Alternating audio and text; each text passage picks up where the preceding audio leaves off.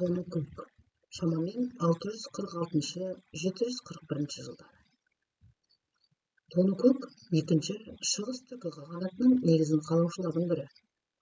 Оғыз тайпасынан шыққан ұлы дана заманында түркі қағанатының үш бірдей қағанына уәзір болып, түркі елінің халқын көбейтіп, жерін кеңейтуге үлкен үлес қосқан кемеңгер. Көшпенділер тарихында артында өшпес атақ даңқын қалдырып, ақыл парасатына, қол қайратына, көрегендігіне табындырып, ел жұртының қасіретін, қуанышын, ерлігі мен елдігін тасқа жырқып қашап, мәңгілік мұра қалдырған Тоныкөктей тұлға болған емес. Сол тас жазуда мен білге Тоныкөк Табғаш елінде тәрбиеленіп өстім. Түркі халқы ол кезде Табғаштарға бағынышты еді деп жазылған. Түсіндірме. Табғаш деп отырғаны ол Қытай. Бұдан Тоныкөктің түркі тайпасы көсемдерінің бірінің баласы екені анық аңғарылады.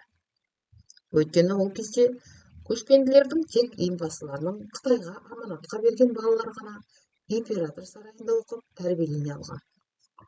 Қытай сарайында жүріп, олардың өз еліне жасап жатқан қорлық-зорлығының бәрін көріп біліп өскен Тоныкөк ақыры шыдай алмай 683 жылы Шірей Юань тайпасының басшысы Құтлықпен бірігіп, Табғаштарға қарсы көтеріліске шығады.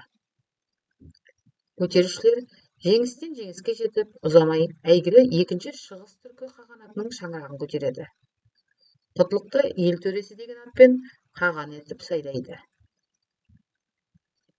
Жаңа шаңырақ көтерген елдің іргесін бекітуге мүмкіндік бермей, құртып жіберуді көздеген Табғаш билеушісі жабайының қолымен құрту саясатымен түркілерге көрші Оғыз халқын айдап салады.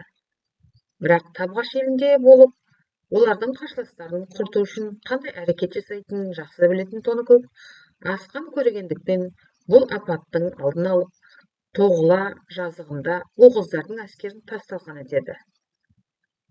Қолға түскен тұтқындарды Тоныкөк Құтлық ханға айтып, түгел босатады да еліне қайтарады.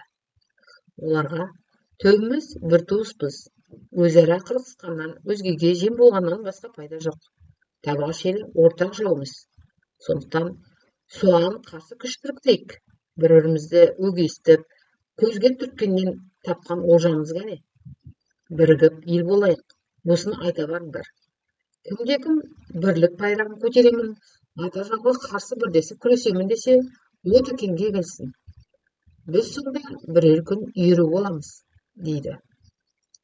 Тоныкөктің осынау сөзі қандастарының жүрегін жібітіп, Оғыздар түгелдей түркі тобының астына жиналады. Кейде бұл жөнінде Тоныкөктің өзі тас жазуда. Осыдан кейін Оғыздар өз аяғымен көтеріле келді. Келтіргенде-ақ келтірдім-ау деп ризалық сезіммен сол кезде еске алады.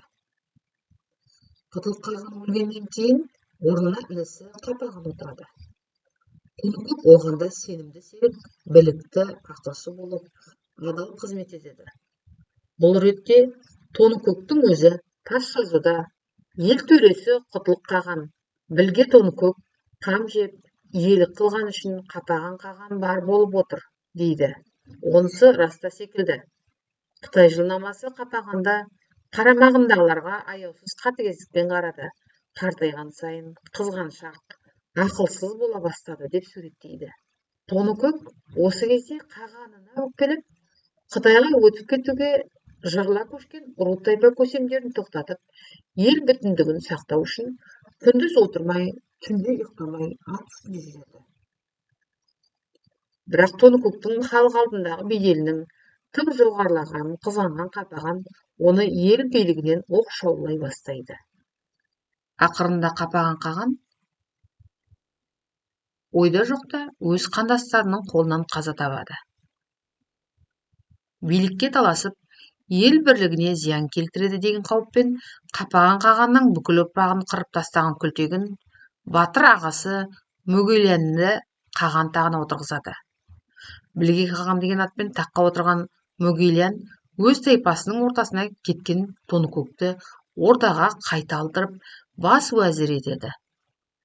Тоныкөктің көрегендік ақылымен тұс-тұстан анталаған жауының бәрін жеңіп, құлауға айналған қағанатты қалпына келтіреді.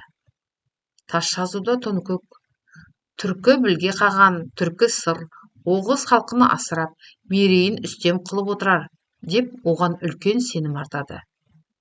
Түркі жұртының азаттыққа қол жеткізіп, жеке дербес ел болып отыруына айтулы еңбек сіңірген дала кемеңгері білге Тоныкөк өзінің бағасын, тарихтағы орнын өзі қашатып жаздырып кетті. Тәңірі жарылқады. Бүкіл түркі жұртына қарулы жау келтірмедім, атты әскер жолатпадым. Ел төресі жауламаса, оған еріп мен жауламасам, елім халқым жойылар еді. Оның шабуылының нәтижесінде, менің шабуылымның нәтижесінде еліміз қайта ел болды. Халқымыз қайта халық болды. Өзім қартайдым, ұлық болдым. Түркі білге қағанның еліне арнап тасқа жаздырған мен білге Тоныкөкпін, дейді дана қарт. Тоныкөктің қай жылы өлгені белгісіз. Қытай тарихында білге қаған оны ордаға 716 жылы қайта шақырып алдырғанда, Тоныкөктің жасының 70-те екені анық көрсетілген. Содан кейін ол білге қағанның қасында болып, түркі қағанатын төніп келген апаттан құтқаруға көмектесіп, оған пайдалы ақыл кеңесін береді. 734 жылы білге қаған уланып өледі. Бұдан кейін Тоныкөкке қатысты дерек еш жерде кездеспейді.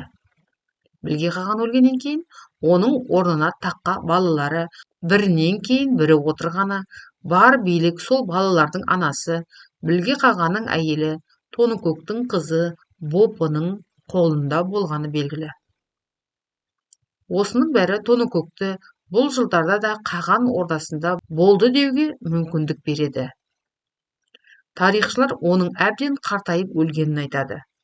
Соған қарағанда, ол 741 жылдың шамасында 95 жасқа жетіп қайтыс болған тәрізді.